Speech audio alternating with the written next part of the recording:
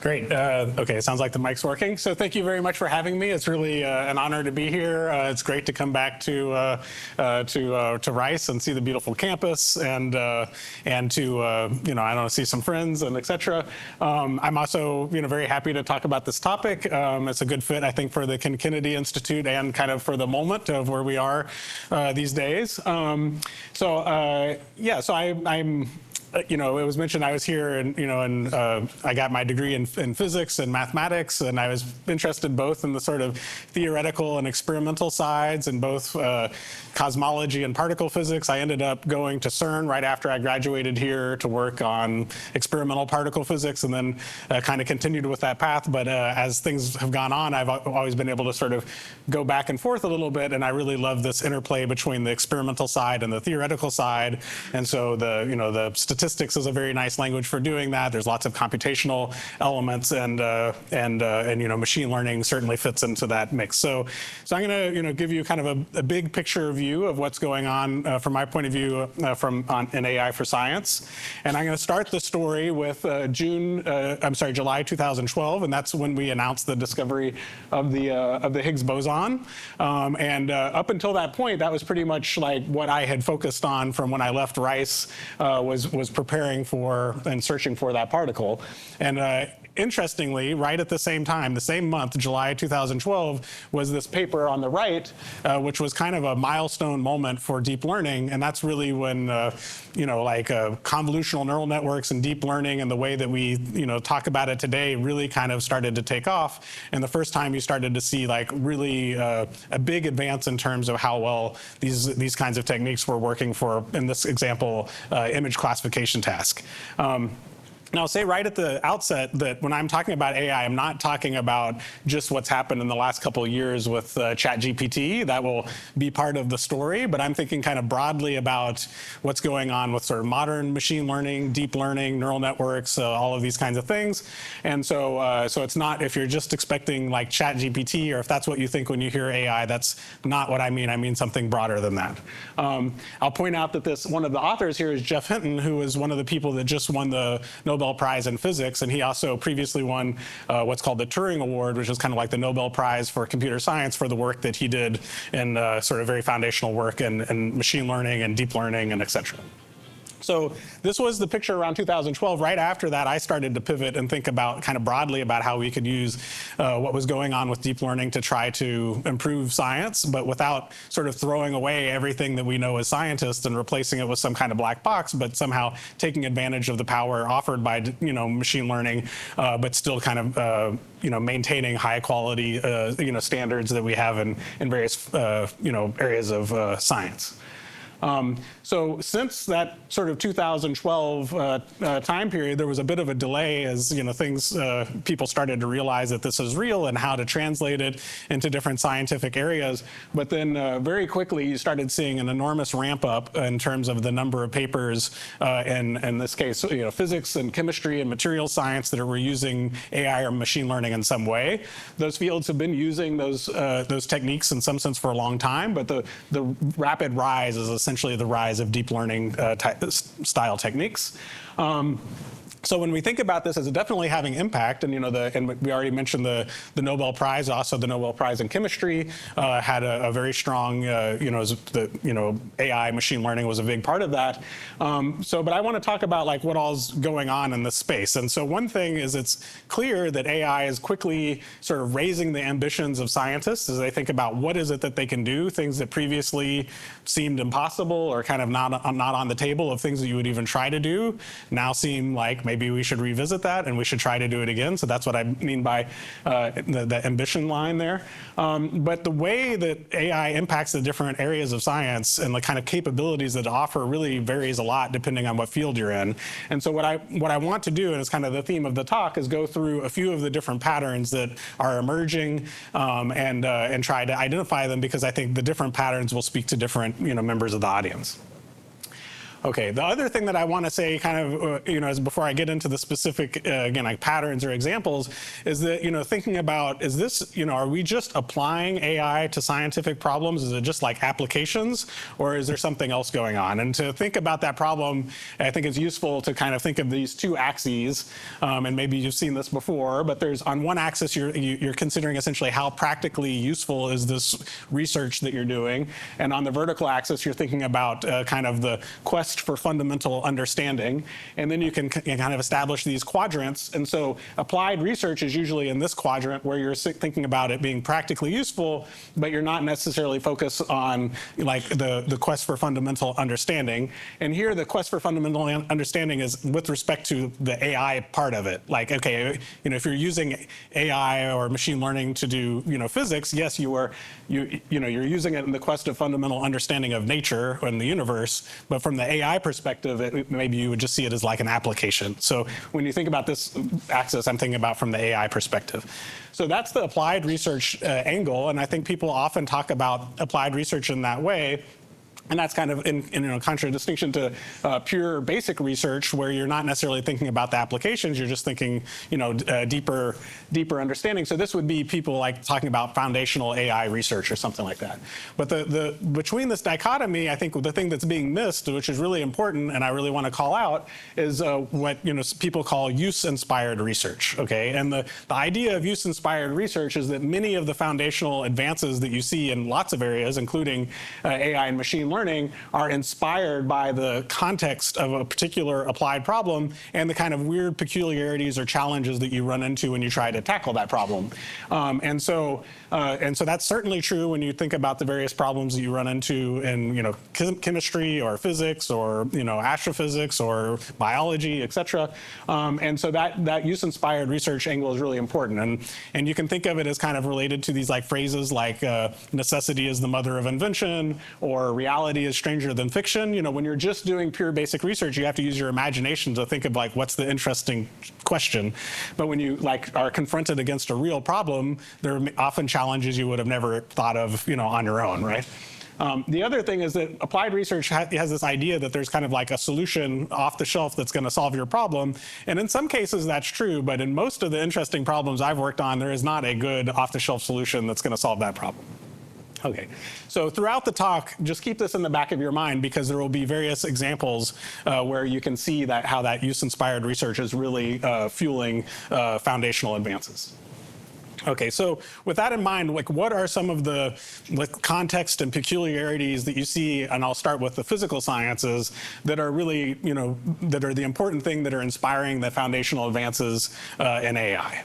And so one of them, and it's not the only thing you could identify, but is the one that I want to highlight, is the important role of simulations. Okay, so this is like a length scale in meters, from very tiny things like you see in particle colliders to the very biggest things like the universe.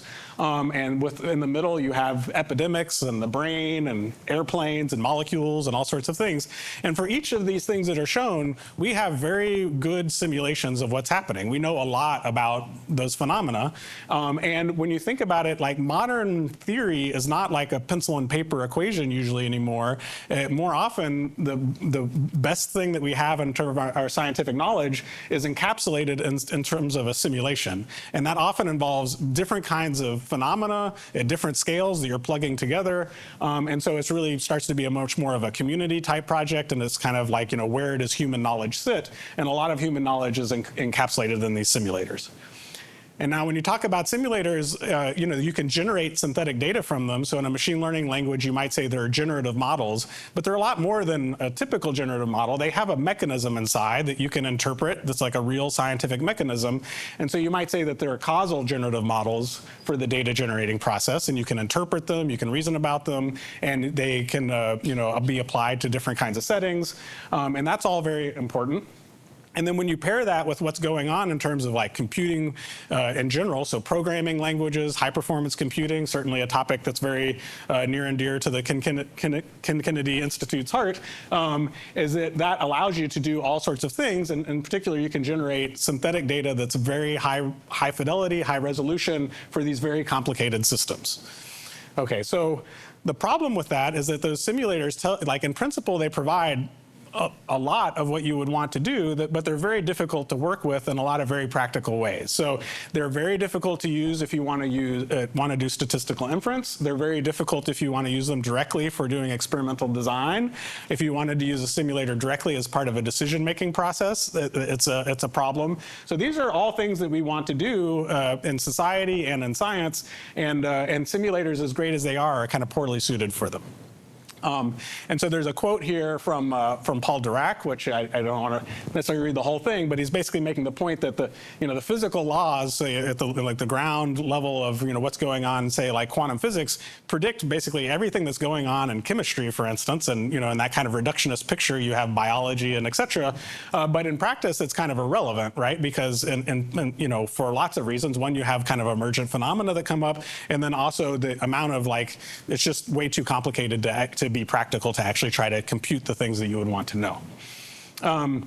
So as a physicist in our training, we often think about this, maybe some of you recognize this phrase, but you have a problem, a real world problem of some kind of complicated thing. And so I think there's an actual example of trying to calculate the chance that lightning strikes a cow or something. And so the cow is complicated. And so the first thing you're taught to do as a physicist is approximate the cow as a sphere, right? So you try to come up with something that's much easier to work with, that somehow captures the essential features of being a cow.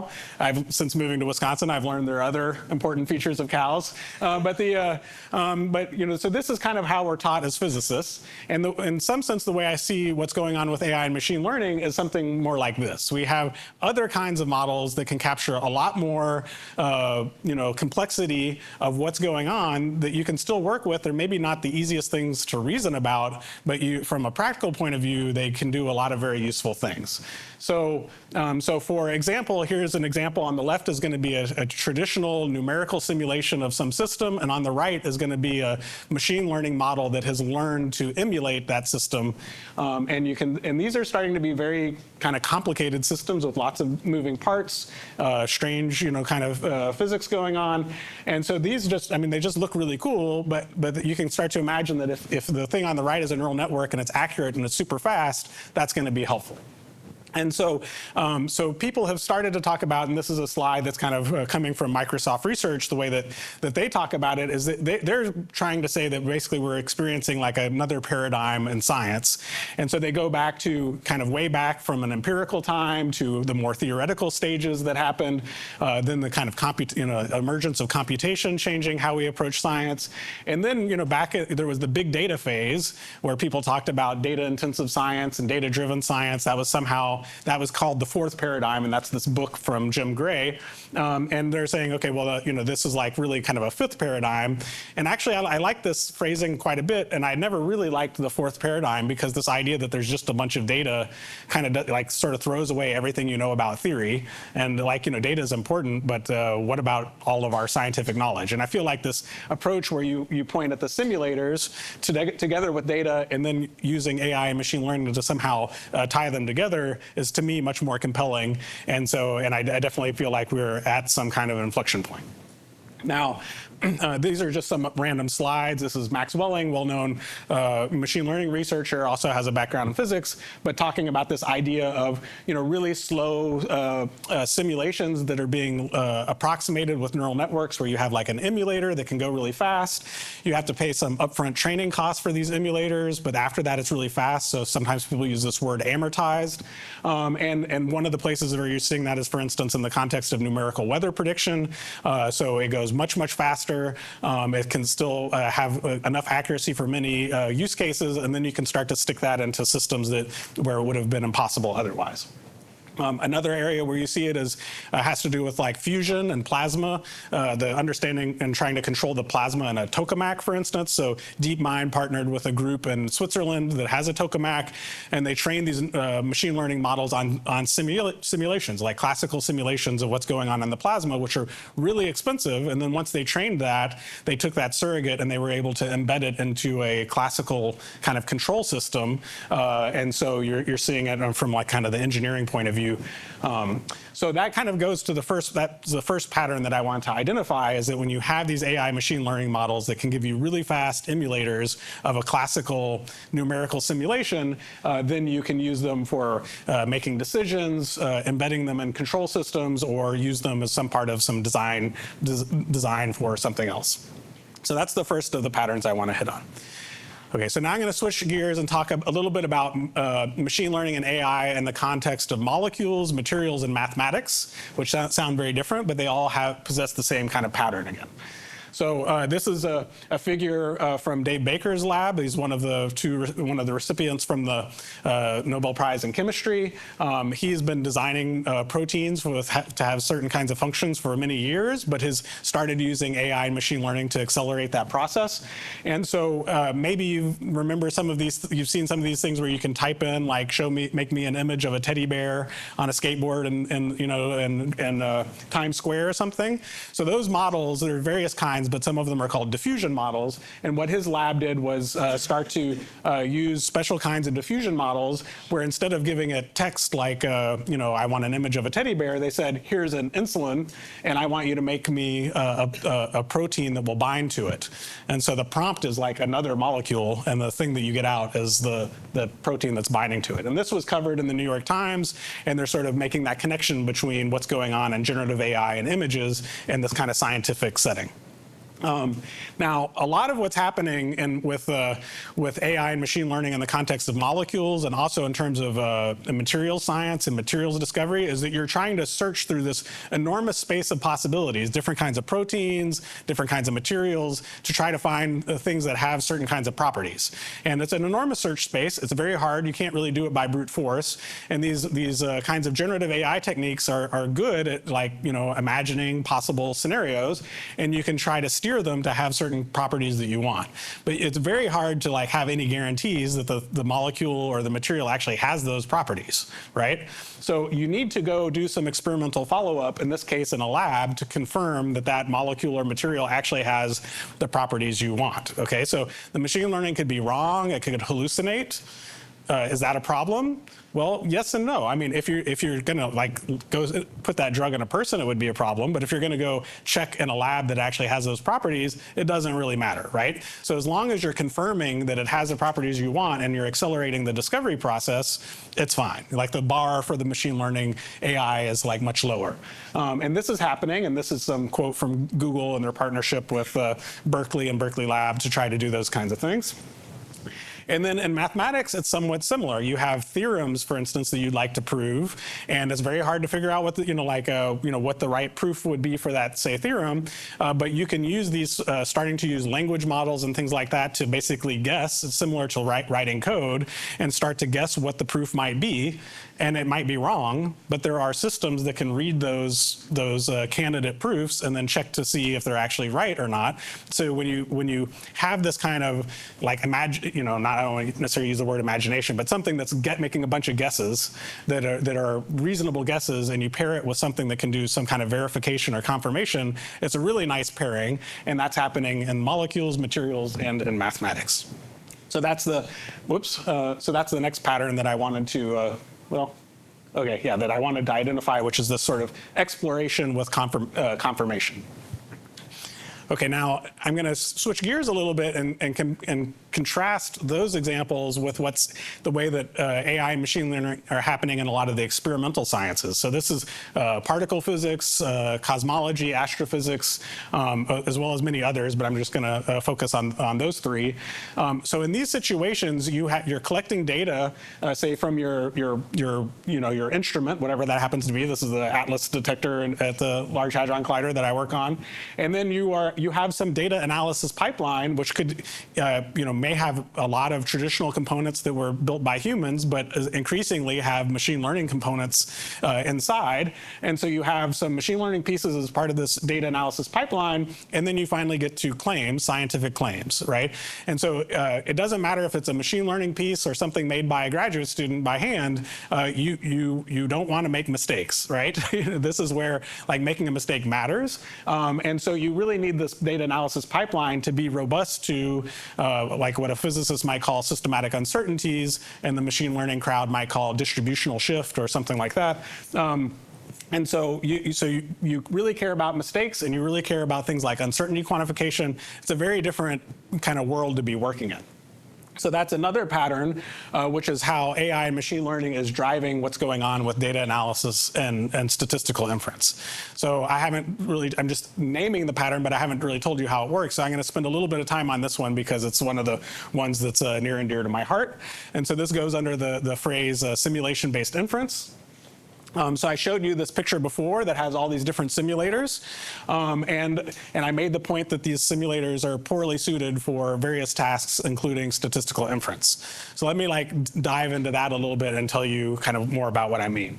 So just a little bit of notation. On the left over here, you can imagine that basically the left is like the theory side, and the right is the data side. So going from left to right is making a prediction. From your theory, you're predicting what do you think the data is going to look like, and going from right to left is inference. So based on some data, what can I infer about my theory, right?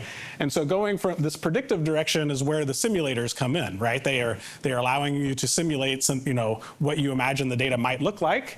And inside of those simulators, they often have, lots of randomness of what's going on. I'll give some examples in a second, but those are things that you might not actually observe in your actual experiment. So your simulators might have all sorts of details. Like if you're doing an epidemic, you might have models for who shook hands and after going to the bathroom and forgetting to wash their hands, but you don't observe that in in your data from the CDC or something, right? So those are what I'm calling the latent variable Z.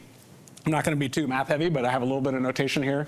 And then this inference direction is sometimes referred to as an inverse problem, or just like a measurement or a parameter estimation. There's various language for talking about it. So within the simulators, there are a couple broad classes of what they can look like. And so, broadly speaking, you have a big class that are like deterministic simulators. So that's things like fluid mechanics and stuff like that. And then you have simulations that might have more randomness involved. And so here's an example of dropping balls through this pattern of pins, and they're landing down here on the bottom. And what I'm imagining is that say at the end you just observe where these balls land in the bins at the bottom, and you're not able to keep track of the way that they bounce through the patterns of nails and things like that. So in that way, this path that they went through is what you would call like a latent variable. You're not really paying attention to it, or you're not observing it. The only thing you're really observing is where they land in the end. So if you want to talk about the probability distribution of where they land, you can calculate it, and symbolically you would have to add up or integrate over all the possible paths that it could run through this bed of bed of nails to land in a particular bin. And that integral, or that sum, is typically intractable. It would be computationally incredibly expensive to try to actually do this integral. And so that motivates, and because this integral is intractable, this object right here, this is the likelihood function, and that's like the core object in essentially all statistical inference. So if you can't calculate the likelihood function, what do you do next? You don't really know how to do statistical inference. So that motivates an entire new class of statistical inference techniques where you don't have a likelihood function, you don't have access to it, it's intractable, but you have a simulator that can generate you synthetic examples. And so how do you approach doing inference in that setting? That's sometimes referred to as likelihood-free inference. I prefer the term simulation-based inference because it puts more emphasis on the simulation. And typically the first step that you do is try to approximate this thing called the likelihood function, and then you do inference the way you normally would. And so it applies for those that care about these things. It applies to both Bayesian and frequentist inference. It's not picky about that. And it also has this feature, again, of being amortized, where you pay an upfront cost to train something to approximate, say, the likelihood, and then afterwards inference is really fast.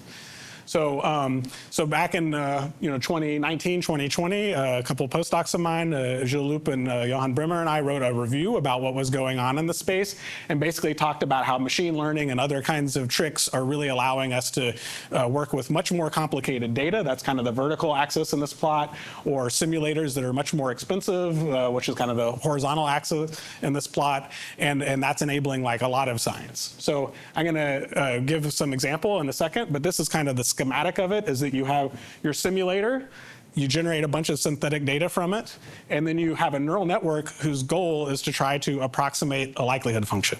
But it's a little bit unusual machine learning task because you don't know the likelihood function, so it's not like a supervised learning task. So you have to come up with some tricks for coming up with like a loss function such that when you minimize it or you optimize it, the neural network ends up secretly actually approximating the likelihood. And so that's not super obvious, but you can do it. And so then once you've got that, then you can basically do statistical inference. These are supposed to be the parameters of that you want to measure, and this is supposed to be like an error ellipse or something. And so one thing that's nice about this approach is it removes the need for humans to kind of design like what's a good observable or a feature that's going to somehow extract from the complicated data the thing that, that is going to be useful for measuring the parameters that you want to measure. And that's kind of part of the big deep learning, lesson over the years is can you learn the features automatically from the data? And so if you can do that, you have a chance of basically pulling more power out of the data and having more, constraining power, more precise measurements.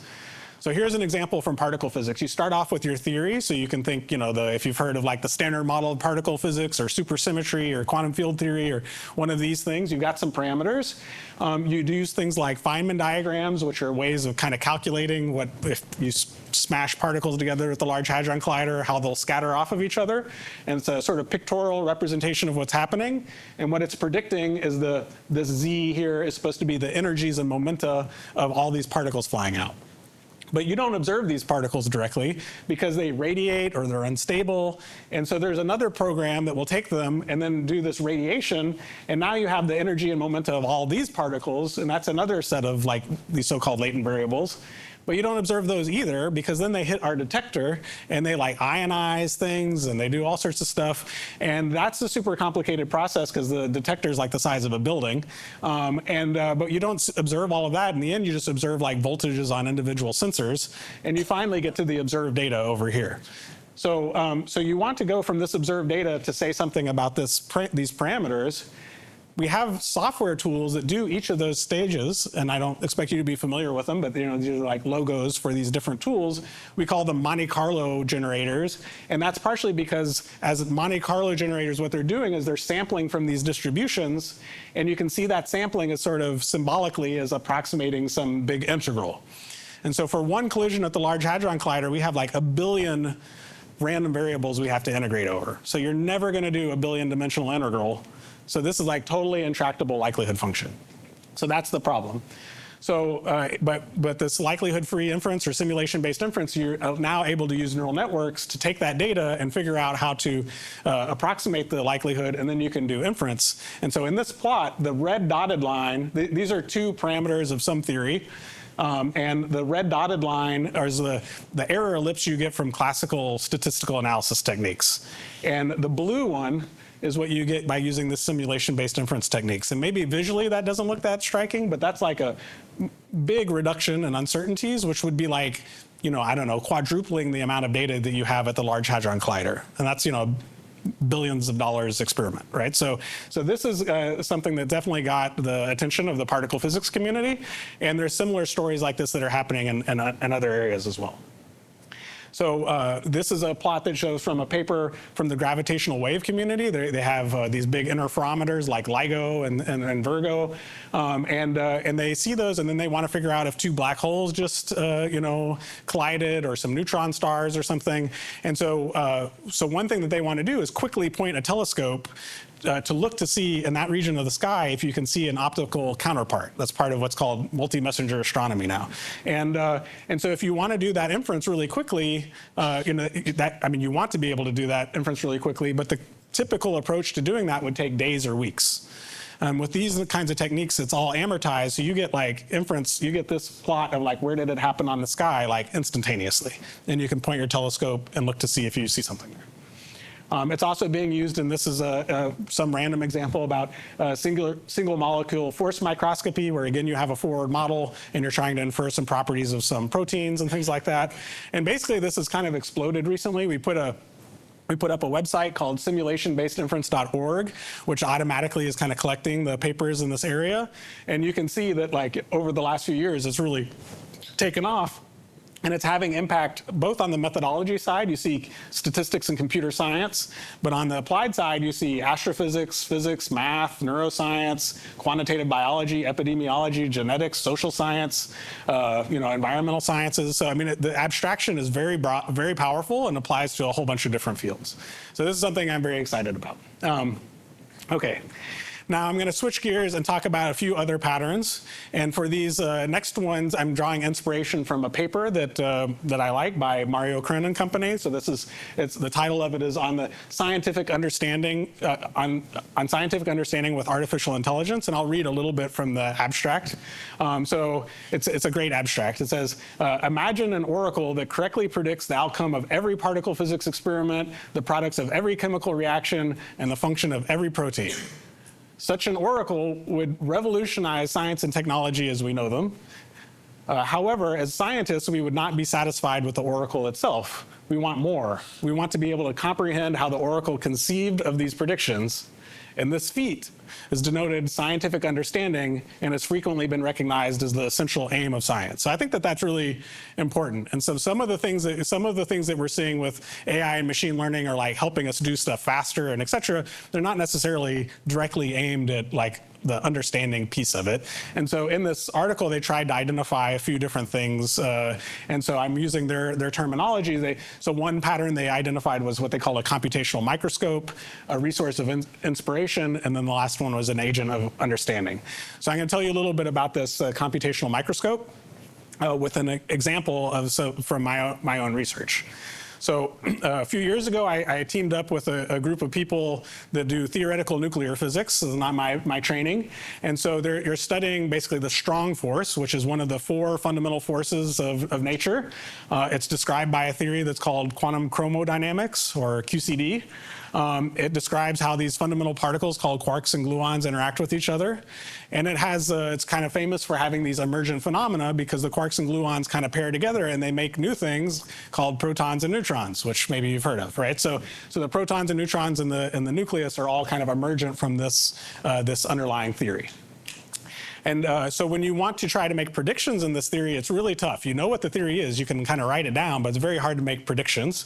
And so there is a computational approach called lattice field theory, which is used to make predictions for this approach. And so what you do is you take space and you discretize it into a grid, but you also have to do that for time. So you have a 4-dimensional grid or lattice of points, and then every one of the points or along the links of this big 4-dimensional grid, you describe what's going on with the quantum mechanical fields that happen there. Okay, and the data that you need to describe those fields is not like a bunch of real numbers. They're more abstract, kind of sophisticated mathematical things like 3x3 unitary matrices. So anyways, here's a model, a little video showing kind of like what the fields are doing, fluctuating around, doing what they do. And I should point out that because it's 4D, the dimensionality of this thing gets big really quick. So the typical kinds of simulations have about 1 billion numbers to describe one configuration. So it's a very high dimensional thing. And people take these predictions very seriously because they describe the actual real world. So this is an experiment called G-2 at Fermilab, and it's making one of the most precise measurements in the history of mankind. So you have a number that you're measuring to like 10 or 11 significant digits or something like that, and you can make predictions that are equally precise, which is crazy. And one component of that prediction involves this lattice QCD, this lattice field theory stuff I'm telling you about. Okay, so when you go to make those predictions, I'm just going to, a high-level version of how it works is that you have this 4-dimensional box, and if you put all the numbers on it, that's one configuration of what these quantum mechanical fields might look like. But you don't want to just know one of them. You want to know like a distribution over them. So that's supposed to be this is supposed to be a bunch of samples of this distribution, and each one is like a little movie. And then when you want to make a prediction, you need to take like expectations or averages of whatever some quantum mechanical operator with respect to that distribution. And so it turns into a very, very challenging sampling problem. And for those of you who know about Monte Carlo or Markov chain Monte Carlo, something called Hamiltonian Monte Carlo was actually invented to solve this problem. And so what we've been doing over the last few years is we partnered with people at DeepMind, and it's really the experts at MIT, and then me and my former student that were helping work on this problem. And what we were thinking about is, can we use AI and machine learning to help with the sampling problem? And the basic idea is that you want to try to use the advances in generative AI, that it's like modeling images. You get lots of images out. That's modeling distributions of really complicated things, and try to use that ability to model these very high-dimensional things to see if you can sort of speed up the sampling. And so, so this is, I won't really go into the details. One thing is that, again, that the model is not going to get it perfect. The model is always going to have some approximation error, but in the design of these algorithms, we have a way of basically correcting for whatever to the extent there are deficiencies in machine learning models, you can correct for them, and you can still get basically kind of exactness guarantees and things like that. So at a high level, if you think about what's going on in machine learning with a bunch of images, they tend to be two-dimensional, and you have like millions or billions of them. In our case, we have this four-dimensional box, which is much higher, higher dimensional, higher data volume thing, and we have very few of them. But when we go to train the machine learning models, in the case of images, you don't know what the underlying distribution is, you just have a bunch of examples.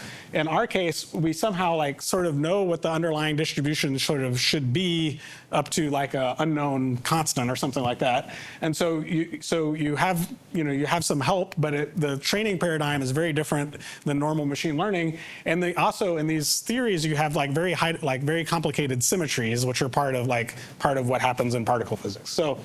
So without getting into too much detail here, but this is again the kind of use-inspired part of it, is that these two axes are supposed to be kind of like sort of degrees of freedom that describe the configurations of these boxes. And there are some directions that are related to these symmetries where basically nothing changes. Because there's a symmetry, something is invariant, and what that turns into is that the probability for some configuration, if you go in this direction, is constant. But there are other directions that if you move in there, you get something non-trivial. And so we know that this is what the distribution looks like in some abstract way. But if you take off-the-shelf machine learning things, it doesn't enforce that. And so if you want it to work well, you really need to enforce this. And how do you enforce that? So I'm not going to describe the details of how that works, but I will say that in the process of doing it, we had to figure out how to model distributions on manifolds, like a torus, like a donut, or a sphere, or high-dimensional versions of these things. And so but what's interesting is that has ended up finding applications in other areas, because things like these high-dimensional version of a donut is similar to what you see in robotics when you have a bunch of different angles. It's also similar to the angles of proteins along some kind of spine that they might, or backbone that they can rotate around. So these kinds of tools have been useful in other areas, even though they were inspired by this lattice field theory problem.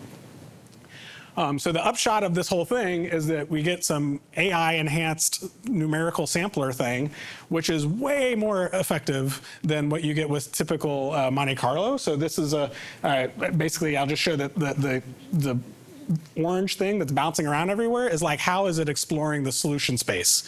And you want it to explore very rapidly, and the machine learning approach is doing that.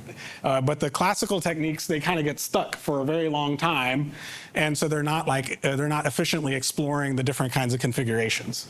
And so this ends up being sort of a much more effective sampling strategy. And so this, at a high level, it turns out to be almost basically simultaneously was discovered by another group. This is Frank Noe and his group. He's now the head of a lab in Microsoft Research in Berlin.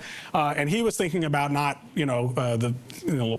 lattice QCD, but thinking about proteins and things like that. So you have the configurations of different proteins, and you have, for instance, two metastable states or something like that. And it's very hard to, if you're just having the atoms jiggle around, very hard to go from one metastable state to the other one. It might take a year on a supercomputer to do that. But these kinds of approaches, like what I just described, are very good at sampling very different configurations, which is what you want to do.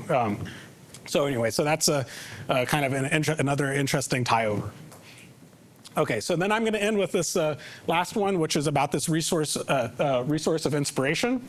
Again, I'm going to use a kind of physics example, because I come from physics, so exploring these things. And so I'm hoping that some of you have at least seen these pictures of Feynman diagrams before. They're kind of part of the pop culture. There's this funny quote. This is probably 50 or 60-year-old quote or something about like the silicon chips of more recent years, the Feynman diagram was bringing computation to the masses, which is I thought kind of funny for this audience. But the main point was that if you tried to do these theoretical physics calculations before, they would be like really, really ugly pencil and paper kind of calculations. And these diagrams sort of organize the calculations in a way that made kind of more normal people be able to do them. But as you want to try to make more and more precise calculations, you get diagrams that have more and more loops in them. Okay, and I'm not going to go into the details and just say that that's true. And the number of diagrams that you can draw grows like very quickly, like combinatorially with the number of loops. So this becomes basically a poor way to organize the calculation. And so basically about a decade ago, a group of theorists started coming up with a different way of organizing the calculation that kind of abandons Feynman diagrams, that goes under the name the bootstrap.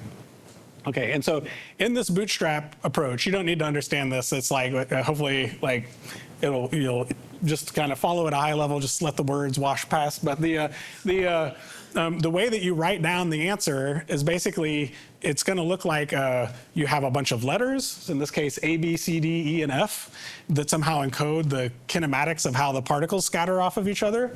And then you're going to write down a bunch of words that involve these letters. And then there's going to be a coefficient out in front, which for magical reasons has to be an integer. And that's what the solution looks like.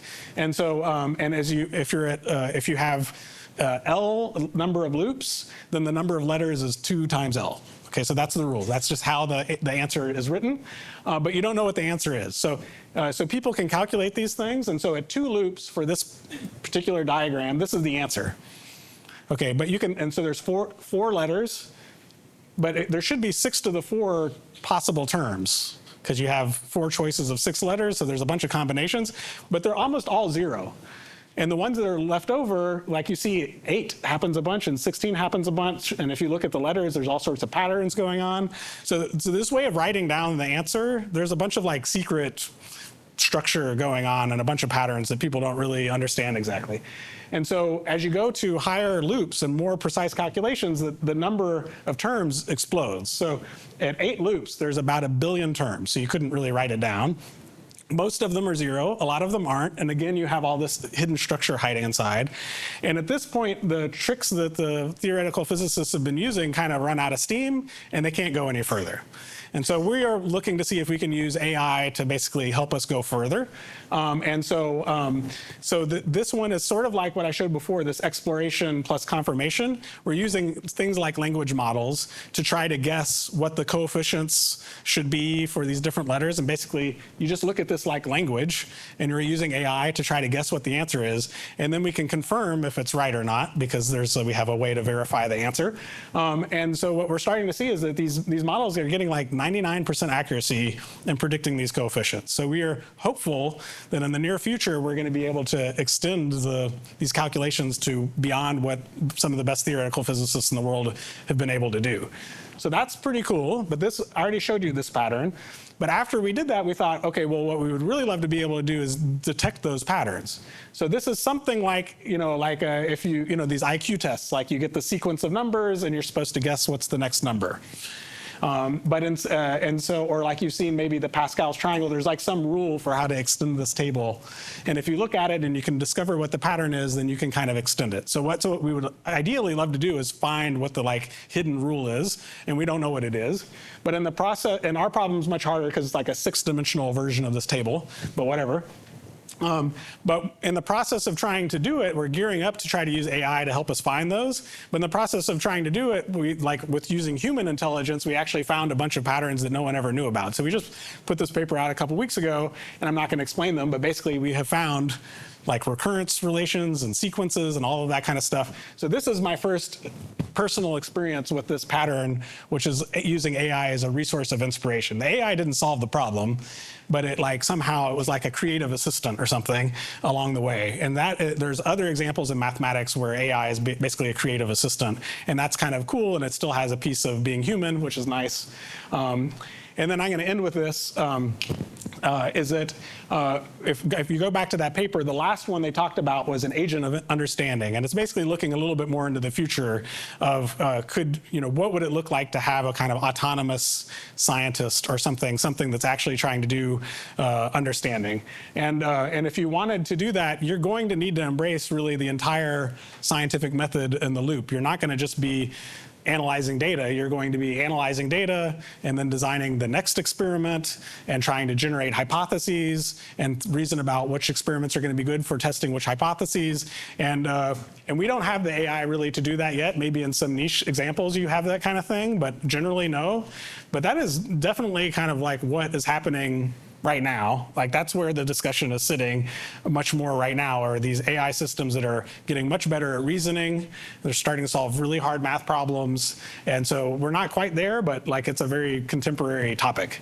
And so I will end with this quote, which is from Freeman Dyson. He says that new directions in science are launched by new tools much more often than by new concepts. And the effect of a concept-driven revolution is to explain old things in new ways. And the effect of a tool-driven revolution is to discover new things that have yet to be explained. And it's a nice quote. You can definitely think on it a little bit. I used to use this quote to try to emphasize that AI and machine learning is basically a new tool that's helping drive, scientific advances.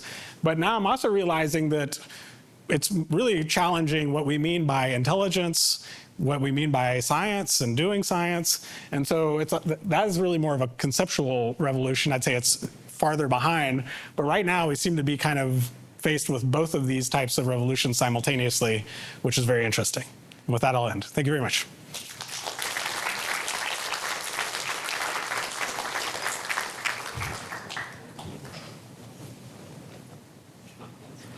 Thank you, Kyle.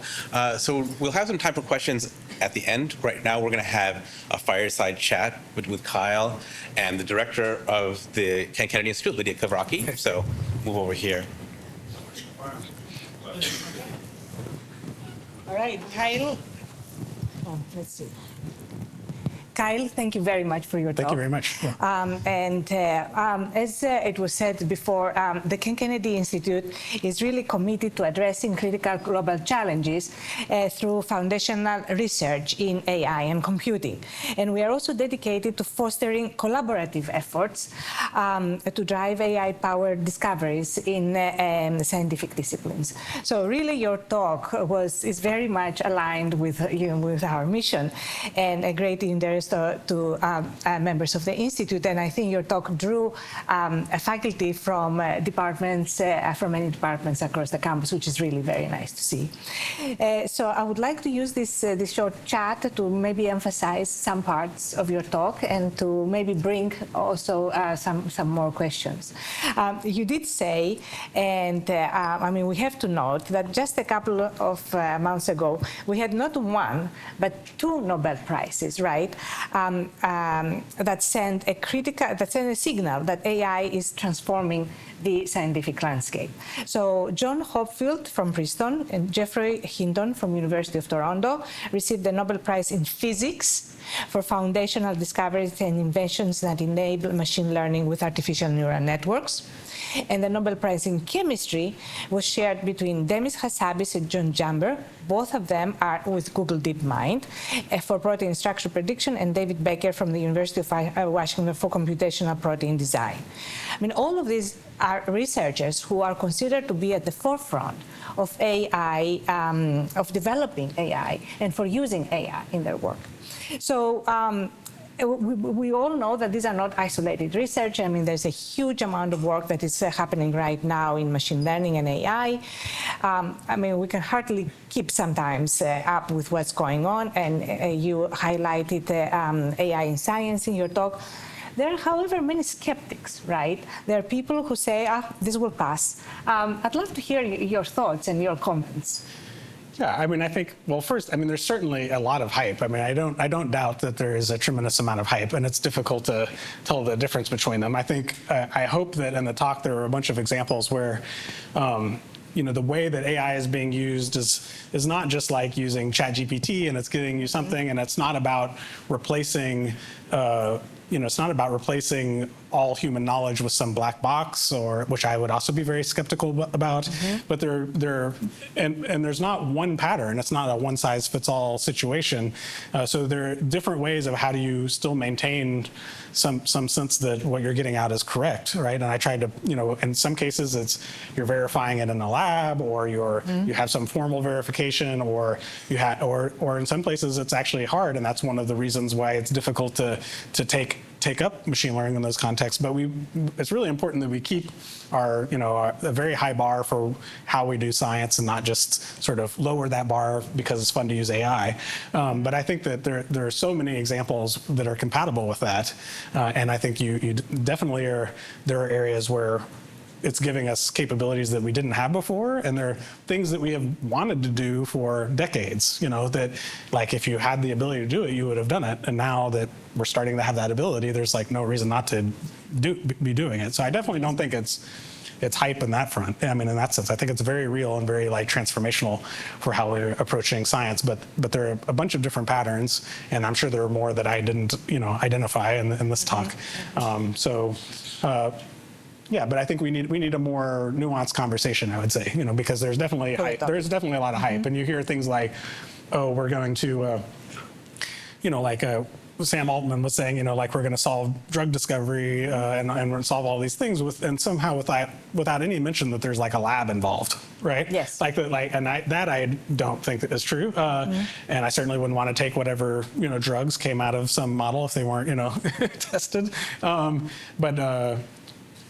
And the other thing that is lost a lot of times is like even for things like AlphaFold, it's somehow attributed to AI, but it was trained on the protein data bank, which is like, decades and, thousands of people's worth of effort to do it. So it's really the hybrid of either real experimental data, simulated data, and what's going on with AI together with a bunch of domain experts that's making all of this like the real progress. Yeah, it's very interesting you're making this point. I remember reading the interview that David Baker gave after the Nobel Prize. And he said, we based our work on the protein data bank. I mean, and all the work that has been done over decades. Right. And also we were lucky to have this data in one directory with almost compatible formats. Right. That's another thing. But to set the rest of the chat a little bit, when you talk about AI in science, what kind of AI are you talking about? Generative models, non-generative models? Are you interested in machine learning method, multimodal machine learning methods, LLMs? Right. I mean, large language models. Where do they come into the picture? Yeah, I mean, I think all of these approaches are certainly relevant. I mean, like in what I was showing with for instance, in this approach to analyzing the data, there were both kind of more traditional neural networks where it's essentially like a classification type problem, and you train it essentially more like a supervised learning thing, but you still get very important new capabilities out of that. So it's in some sense looks relatively traditional from a machine learning point of view. The loss function was really the thing that was new there. That loss function didn't really kind of exist, and the pattern of how you use the machine learning and what you're using it for didn't really exist. So the innovation was at a higher level. It was kind of not about like what architecture you're using or something. But then some of the other approaches in that same problem are using what's going on with generative AI. And that's also oftentimes referred to as like probabilistic machine learning. And that's, that language is maybe not as hype sounding and exciting, but it's a good description of what's going on. There's like kind of standard machine learning that's like a function, and then there's like the class of machine learning that's good at describing like probability distributions. And so those are very, very important for a lot of different scientific tasks. And now there's a lot of people that are thinking about, okay, well, how do we actually leverage language? And there are examples where I think that's still much fresher, but there are, certainly you can use it to help write code, but that's like more like a streamlining things. It's not really like necessarily a new capability.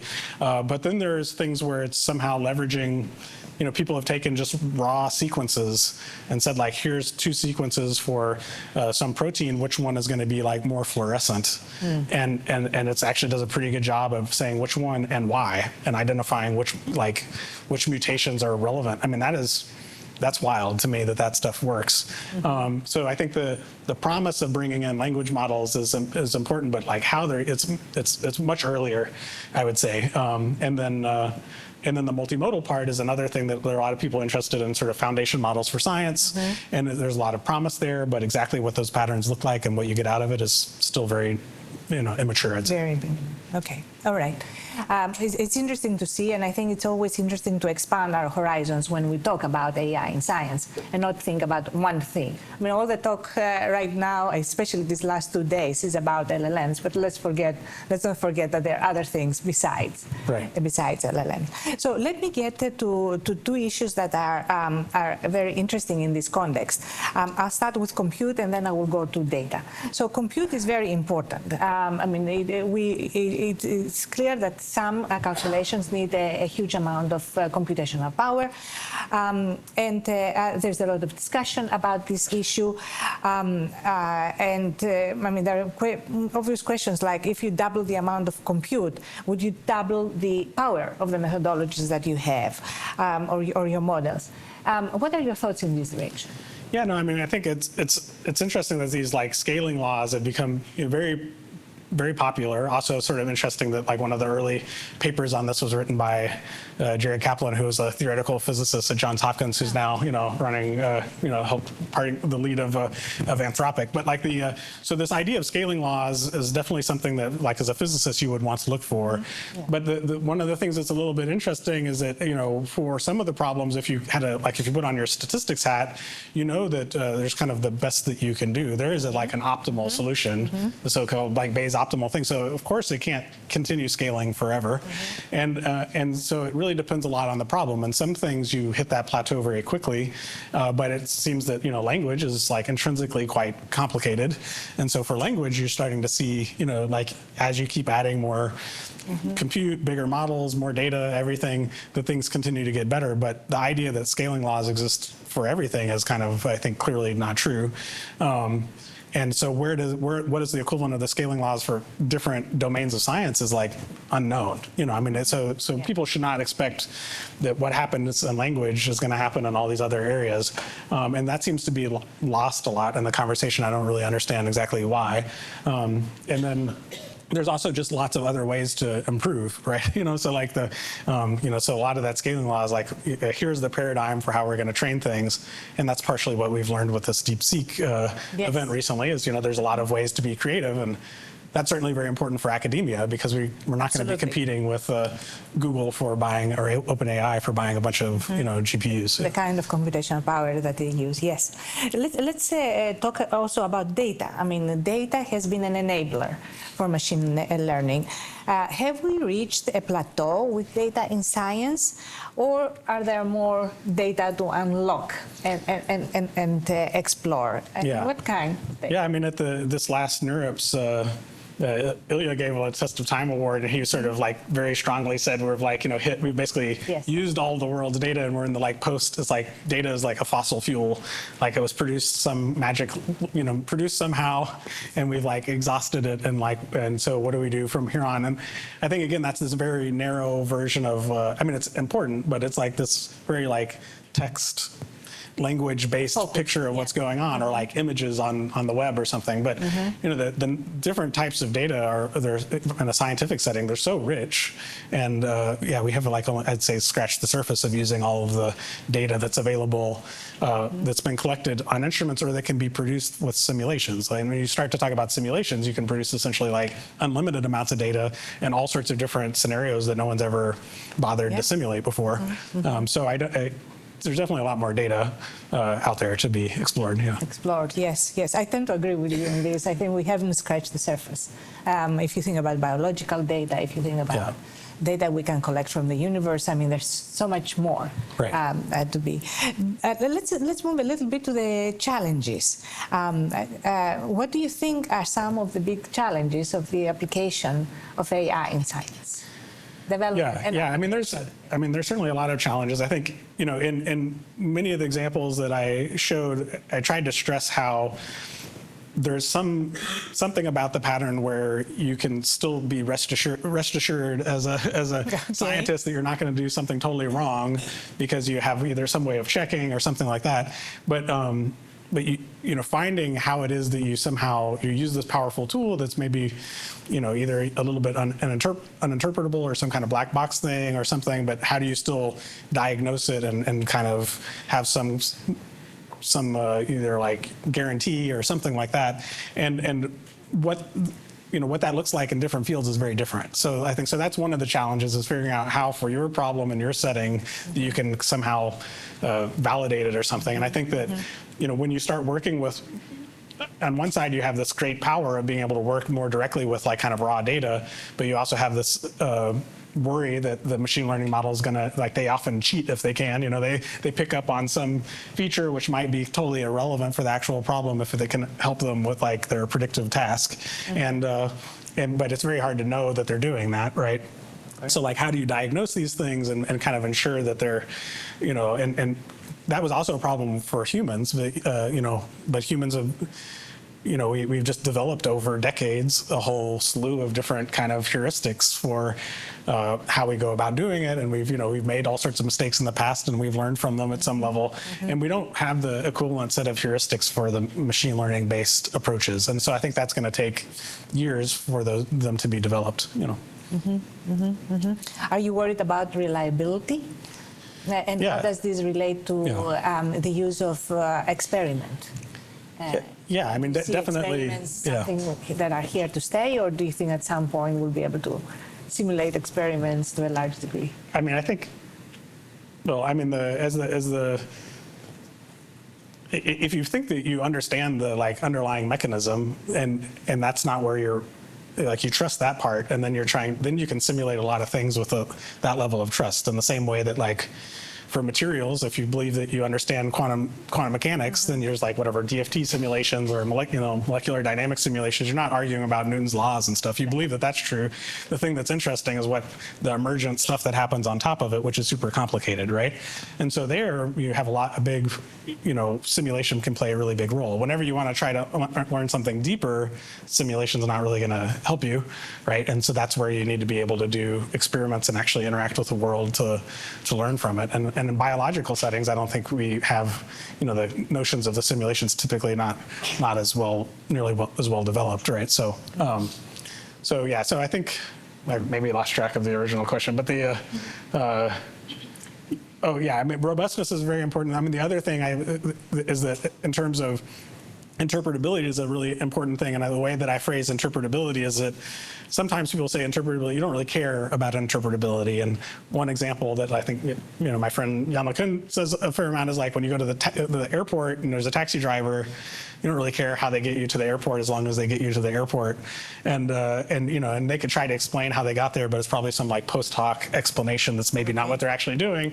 And so I agree, if you have one task, you don't necessarily care about the explanation if you have a way of like characterizing it and validate, but in the bigger scope of science, we're not just doing that one thing. Like if we do the experiment, we see something weird, and you had some AI data pipeline and you're like, ooh, there's an anomaly discovery. And then you're like, well, what did I discover? And you're like, I don't know. I just know that we discovered something. And you're like, well, what experiment should I do next to like confirm this or something? You're like, I don't know.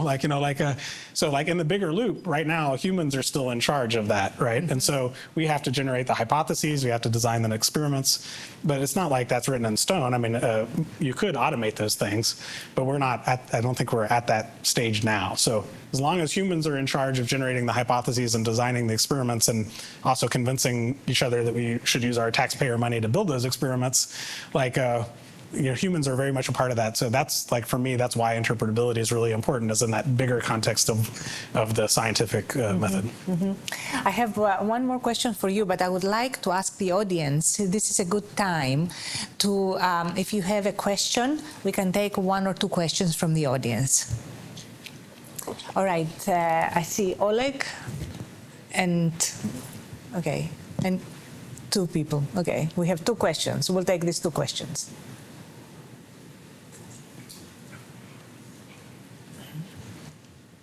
So I would like to hear your opinion about the role of theory in all that. I mean, so in physics we have the Feynman diagrams, we have a standard model in stuff, but in biology, where my new field is, we don't. So in a sense, how much of a, say, like Higgs boson discovery can we do if we had all the data of the Hadron Collider, but we didn't have the standard model figured out? Yeah. Or like flipping back to the Nobel Prize, to the protein folding prediction, it doesn't seem, at least from my understanding, all this protein folding theory, including some fundamental insights developed from people on this campus, have been very useful in figuring out how to solve this problem from data with AI. So where we are, what do you think about the role of theory, and can we do it without the theory? Okay. Yeah, I mean, I think it's a great question, and it's something that I ask myself a lot. So like, I think on one part, there's this kind of correlation causation story, and I think there's a very clear, crisp statement that if you just have a bunch of data that's you can kind of only say things that are at the kind of correlation stage, and if you really, and there can be multiple competing sort of theories or mechanisms that would describe exactly the same data distribution, and you can't tell the difference between them if you just have a bunch of data. So you need to be able to do some kind of intervention. You need to be able to change something so that that mechanism you can apply to multiple different settings, right? And so if I did this experiment or that experiment, or this situation or that situation, and the way that the mechanism like implies data distributions for those different settings can be different, and that's how you can disentangle them and say like it's this mechanism versus that mechanism. And so it really requires like the ability to do interventions, and that's like a part of why it's at the core of doing science. So I think if you couple, when you say just a bunch of data, if you couple with the ability to do interventions and actually do experiments, you can have automated experimental settings. And I don't think that in principle there's any reason why you can't have some automated algorithm that's like generating a bunch of different hypotheses that are different mechanisms, analyzing them to look to see like which experiments are going to be able to disentangle them and then do those experiments. And so in that sense, I think that's what I tried to end with when I showed that scientific method, is I think that there's nothing like uniquely human about that. And what's also really interesting is that the internal representations that the AI model uses might look very different than what we do. I think that the earlier stages, you're going to want to use like the same ontology that we're comfortable using, the same kinds of things and interactions and stuff like that, and then try to build mechanisms out of those pieces. And I think that language models and LLMs are going to be potentially very useful for that, because they know about what those things are and have ideas of how they might interact. And and so you can maybe use that to write simulations for that are like new theories and design those experiments and do them. And I think that could be the future. And it could be that for things like biology that you learn like some new effective rule, some new kind of thing that we don't have a name for right now that's really good at characterizing some emergent behavior or something that we don't necessarily see. And so I think there is a path where AI could start to do things that we're not very good at. And that's kind of either terrifying or exciting. I don't know. But I think to me, it's a great question. And that's, answering that is, yeah. Very good. Okay, we can fit one more question. Okay, this was the second hand. Yes, I think the microphone is coming to you. Thank you. You mentioned towards the end autonomous systems, and I have two questions. Can you say it again? What one question, you can fit one question. Autonomous systems. Oh, yeah. And I was wondering about the methods that you described, how they would perform in a real-time environment. And also, obviously, autonomous systems can interact with the world. And if you have some insights into like what you think will make impact going forward in that context. Yeah, so the question is basically in these autonomous systems, if they, can they be done in real time, and how would they actually be kind of implemented and things? And I did some exploratory work of trying to do this kind of automated experimental design in a particle physics context, but that's like super slow. And also we don't, it takes us a decade to build those experiments anyway, so there's no real rush. But like in other settings, you want to do it quickly. So you're starting to see these automated labs and kind of high throughput for like chemistry and et cetera. And there, it's not like you need to decide in microseconds, but it's very much real time. And then in other settings, it starts to be more like, driving cars and things like that. So I think that the formalism for how you talk about, model predictive control, or you talk about reinforcement learning, or you talk about experimental design, they're all very similar. And the difference is largely about kind of time scale and various things like that. So I think that there is a formalism to be able to talk about it in a real-time setting or in a slow, deliberative process. Okay. Okay, great questions. Yeah. I would like to finish, Kyle, with a question. The following question: as I told you, the Ken Kennedy Institute is very much interested in fostering collaborations for AI-driven research in different fields. So do you have any recommendations or even guidelines on how to structure a collaboration between researchers in AI and researchers in natural sciences? The do's and the don'ts maybe in such a collaboration, how to approach, how an AI researcher can approach a scientist, somebody in natural sciences to start the collaboration or vice versa.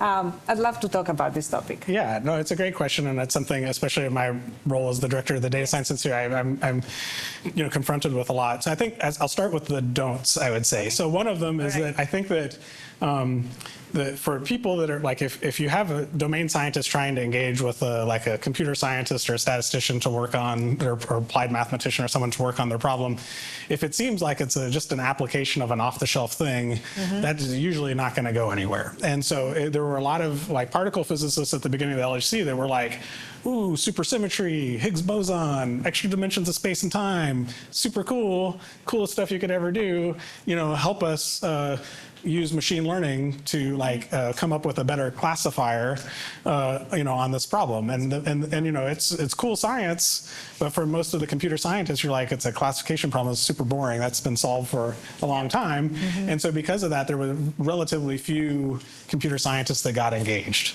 And so what you somehow need to do is, first, it's hard to bootstrap this whole thing, but at some point, if you have someone that knows enough about the perspective coming from the computer scientist to say, this is what's different about the problem, and this is why it's not like off the shelf. And you can say, we've got irregularly sampled data, and there's this underlying symmetry group that we need to be able to take advantage of, and I don't know, something like that, and no one knows how to do that. Then it becomes interesting. Then there's innovation happening on the methodological front, but you need someone who can kind of identify it, translate it, and have some sense of what people will find interesting or not. And so I personally spent a lot of time trying to refine that skill, and I got, I think, a little bit better at that.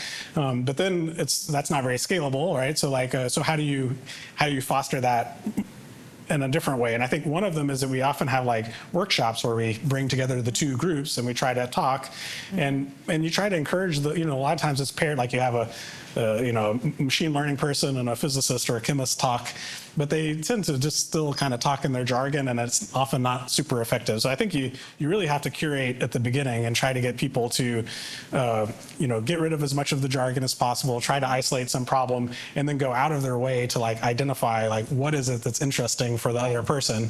And I think you can curate those kinds of things, and I think that can be a format for workshops or seminar series, and that can be the kind of thing that helps bootstrap those collaborations. Yeah, and if I may add, maybe recognize what everybody has to bring to the table. Absolutely, right? absolutely, Very, yeah, very and value them, and and you have to have a lot of patience, because sometimes people are like, just tell me what it is that you want to optimize, and I'll do it. When you're like, well, maybe it's more.